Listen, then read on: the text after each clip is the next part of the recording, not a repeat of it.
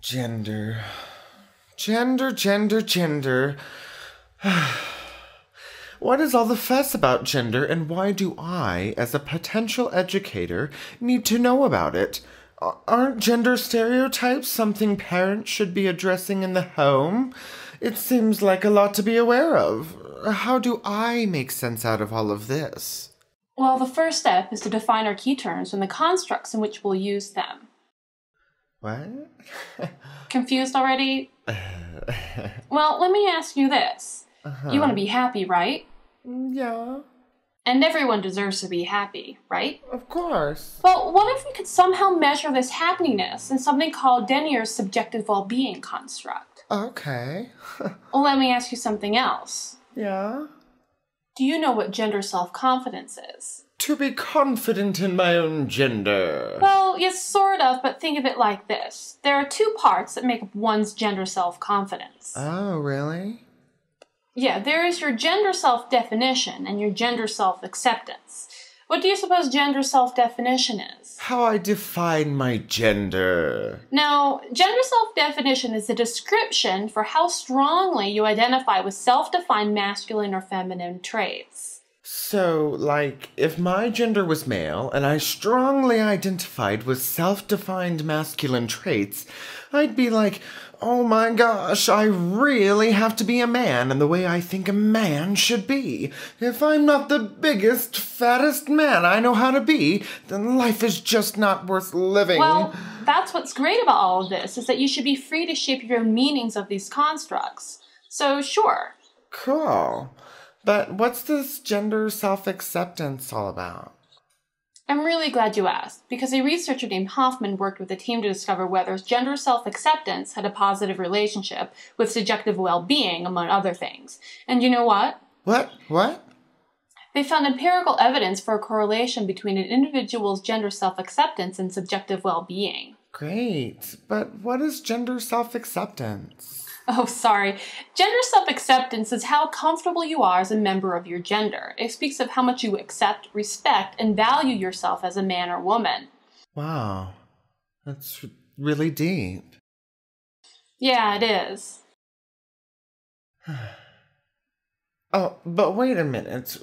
What's a positive correlation? Oh, that means that as an individual's gender self-acceptance level is high, so will be that individual's subjective well-being. It gives importance to the study of gender in educational settings. Okay, but, like, how strong is the positive correlation?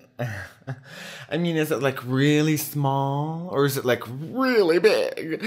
Well, Hoffman had a sample of 224 women and 204 men from a Southern California university in 2006. The participants were ethnically diverse. White students seemed to have a weak correlation, while Hispanics and African American participants showed a moderate to strong correlation. What's notable in this research is that African American men have a correlation strength of 0.6. Whoa, now wait a minute. Okay, my boyfriend is African American, and I talked about this with him, and you know what he said? What'd he say? He said, I bet they didn't ask any gay black men that question. And then I was like, really? Are you sure there weren't any gay black men in Southern California universities in 2006? And we kept on like that. But what do you think? I mean, do you really think there's a difference there? What's important about this information is that we know where more research is needed. Hoffman suggests that someone look into it. All right. Well, sounds interesting. Yep, it certainly is. In fact, I think I'm getting an idea for a song. Thanks, Spirit Guide.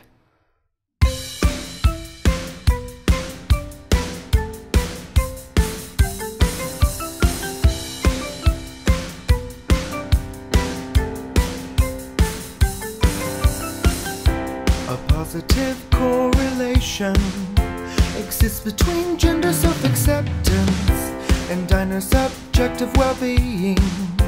La la la la la la la. And that is why counselors and educators and everybody else should be aware of gender bias in the classroom. A positive correlation was was found between gender self-acceptance and designer subjective well-being. La la la la la la la la la la.